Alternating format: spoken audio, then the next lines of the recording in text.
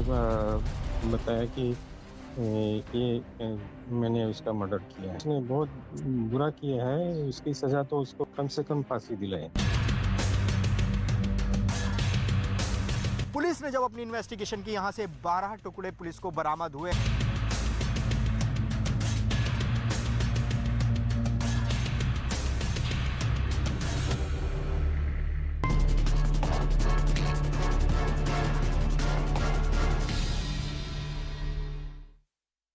और श्रद्धा हत्याकांड से जुड़ी हुई बड़ी खबर सामने आ रही है। हत्याकांड की जांच के दौरान पहला सीसीटीवी वीडियो सामने आया है और इस वीडियो में पुलिसकर्मी आरोपी आफ्ताब के घर से बरामद सबूत अपने साथ ले जाते हुए दिखाई दे रहे हैं। और ये इस वक्त हम तस्वीर आपको दिखा रहे हैं, आफ्ताब के फ्लैट के बाहर की ये तस्वीरें हैं। सीसीटीवी फुटेज है ये, जिसमें पुलिस की टीम आपको दिख रही है और उनके हाथों में कुछ ऐसे सामान है जो कि सबूत के आधार पर पुलिस की टीम लेकर जा रही है।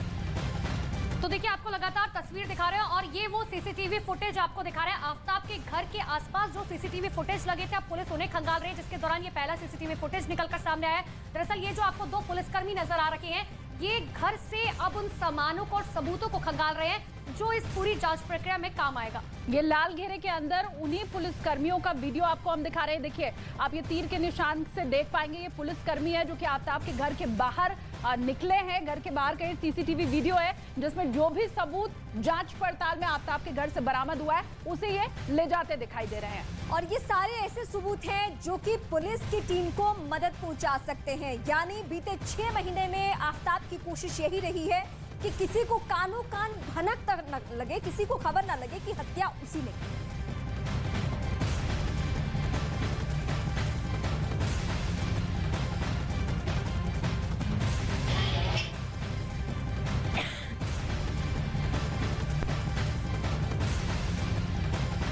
और इस वक्त ये तस्वीरें दिखाने के साथ साथ हम आपको सीधे ग्राउंड पे ले चलेंगे, क्योंकि पुलिस की टीम अभी भी लाश के टुकड़ों को बरामद करने की कोशिश कर रही है, क्योंकि डीएनए टेस्ट के जरिए खुलासा होगा कि जो आफ्ताब ने बताई है जिस लोकेशन को, वहां से जो सबूत मिल रहे हैं, क्या वही लड़की के शव है या कुछ और बात है।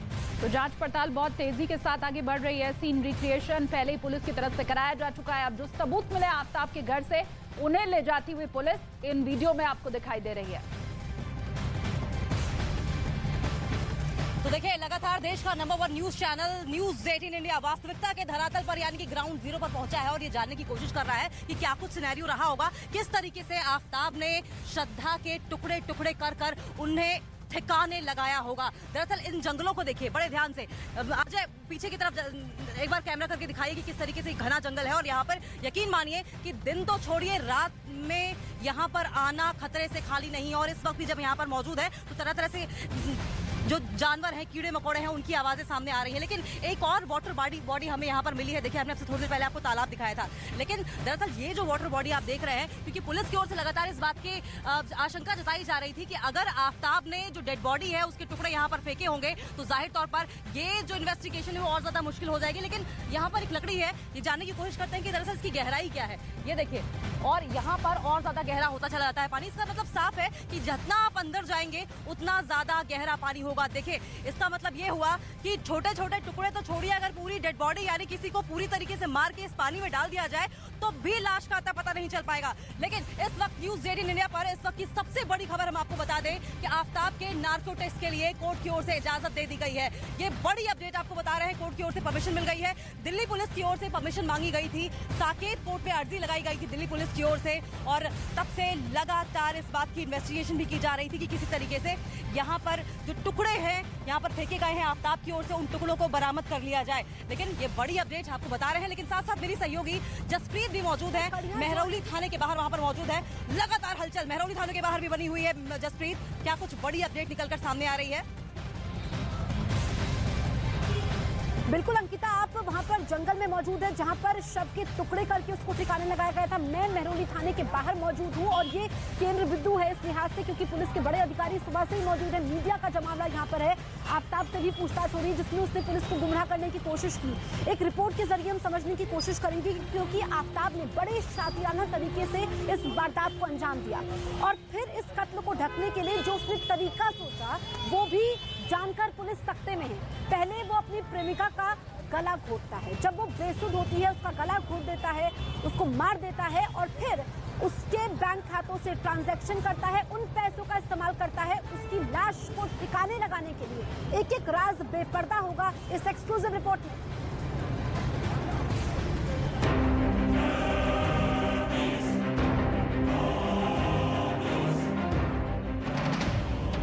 हत्या का सबसे खौफनाक प्लान।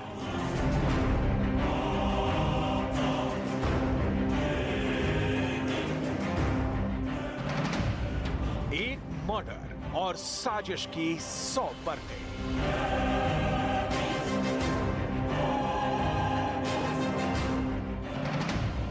फ्रिज में श्रद्धा को निहारने की कहानी।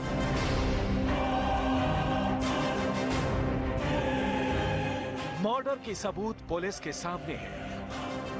कत्ल का आरोपी पुलिस की गिरफ्त में है। जिस जंगल में शव के टुकड़ों को ठिकाने लगाया गया, उस जंगल का पुलिस चप्पा चप्पा खाक छान चुकी है। लेकिन श्रद्धा मर्डर केस में ऐसे कई राज हैं जिन पर से जैसे जैसे पर्दा उठ रहा है, ये मर्डर मिस्ट्री और ज्यादा खौफनाक होती जा रही है। दिल्ली पुलिस के सामने सबसे बड़ा सवाल यह है कि 18 मई की रात को दिल्ली के उस फ्लैट में क्या हुआ था, जिस फ्लैट में श्रद्धा और आफताब एक साथ लिव इन में रह रहे थे। इस सवाल की पड़ताल के लिए दिल्ली पुलिस की जांच टीम आफताब को अपने साथ लेकर उस फ्लैट पर पहुंची।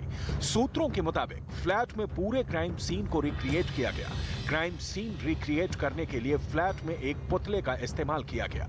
जांच में पता लगा है कि 18 मई की रात आफताब की पिटाई से श्रद्धा बेसुध हो गई थी और उसी हालत में आफताब ने श्रद्धा की गला दबाकर हत्या कर दी। पुलिस पूछताछ में खुलासा हुआ है कि बिल्कुल पेशेवर अपराधी की तरह ही आफताब ने इस कत्ल की वारदात को अंजाम दिया और यही वजह है कि घर से पुलिस और फोरेंसिक टीम को खून का एक भी धब्बा नहीं मिला है। लेकिन किचन से एक खून का धब्बा जरूर बरामद हुआ है, लेकिन अभी ये कहना जल्दबाजी होगा। पुलिस का कहना है कि ये खून का धब्बा क्या श्रद्धा का है या फिर ये खून का धब्बा आफताब का है या फिर किसी मांस के टुकड़े का।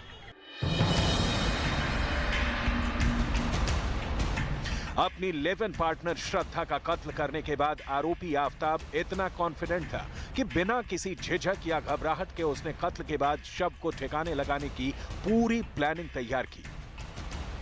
महाराष्ट्र की वसई पुलिस ने श्रद्धा के बैंक खातों की जांच की तो पता लगा कि श्रद्धा के खाते से 54,000 रुपए का ट्रांजैक्शन हुआ है। इनमें से आफताब ने 18,000 रुपए अपने खाते में ट्रांसफर किए थे। इन पैसों का इस्तेमाल आफताब ने श्रद्धा की बॉडी के टुकड़े करने के लिए आरी खरीदने में किया था। यही नहीं, इन्हीं पैसों से उसने परफ्यूम की 250 बोतलें भी खरीदी। जिस फ्रिज में आफताब ने श्रद्धा के शव के टुकड़े रखे थे, उसे खरीदने में भी उसने उन्हीं पैसों का इस्तेमाल किया। जांच में यह भी दावा किया जा रहा है कि आरोपी आफताब ने श्रद्धा की हत्या करने के बाद उसके क्रेडिट कार्ड का बिल भी भरा है। आफताब को शक था कि अगर श्रद्धा के क्रेडिट कार्ड का बिल ड्यू डेट पर नहीं भरा गया तो बैंक के अधिकारी श्रद्धा के परिवार वालों से संपर्क करने की कोशिश करेंगे, जिसके बाद परिवार श्रद्धा को भी खोजने की कोशिश करेगा। देश की सबसे बड़ी मर्डर मिस्ट्री को क्रैक करने में जुटी पुलिस के सामने आफताब के वसई कनेक्शन को क्रैक करने की चुनौती है। वसई के इसी यूनिक पार्क अपार्टमेंट के फ्लैट नंबर 301 में आफताब अपनी गिरफ्तारी से 15 दिन पहले पहुंचा था। 301 नंबर के इस फ्लैट में आफताब का परिवार पिछले 20 साल से रह रहा था, लेकिन अपनी गिरफ्तारी से 15 दिन पहले आफताब ने अपने पिता को इस फ्लैट से किसी दूसरी जगह शिफ्ट कर दिया। श्रद्धा वालकर हत्याकांड का मुख्य आरोपी आफताब पूनावाला महज 15 दिन पहले मुंबई से सटे पालघर के वसई रोड में अपने घर पर मौजूद था और अपने घर पर वो माता पिता के साथ यहाँ पर आया हुआ था और घर शिफ्ट करने की वजह से वो दिल्ली से मुंबई यहाँ पर आता है। इस समय न्यूज़ 18 इंडिया की टीम वसई ईस्ट के यूनिक पार्क अपार्टमेंट में है और आपको दिखाना चाहेंगे कि यूनिक पार्क के सी विंग के तीसरे फ्लोर पर जो 301 फ्लैट नंबर है, आमीन पूनावाला, ये आफताब का घर है। आमीन आफताब के पिता का नाम है आमीन पूनावाला और 15 दिन पहले ही यहाँ पर आमीन पूनावाला और उनके बेटा आफताब ने पूरे घर को खाली कर दिया और घर को खाली करने के बाद वो यहाँ से मीरा रोड शिफ्ट हो चुके हैं। साधारण दिखता था, शांत मिजाज का था, किसी से कुछ ऐसा झगड़ा वगैरह भी कभी सोसाइटी में नहीं हुआ। अब सवाल है कि अपनी गिरफ्तारी से 15 दिन पहले आफताब दिल्ली से मुंबई क्यों आया? क्यों 20 साल पुराने घर को खाली करने वो खुद वसई आया? घर खाली करने के बाद आफताब का पूरा परिवार कहां गया? क्या आफताब और उसके परिवार को पता चल गया था कि पुलिस उनके घर तक पहुंच सकती है? इन सवालों का जवाब पूरे केस को क्रैक करने के लिए जरूरी है, ताकि आफताब के गुनाहों पर पड़ी हर परत को हटाया जा सके।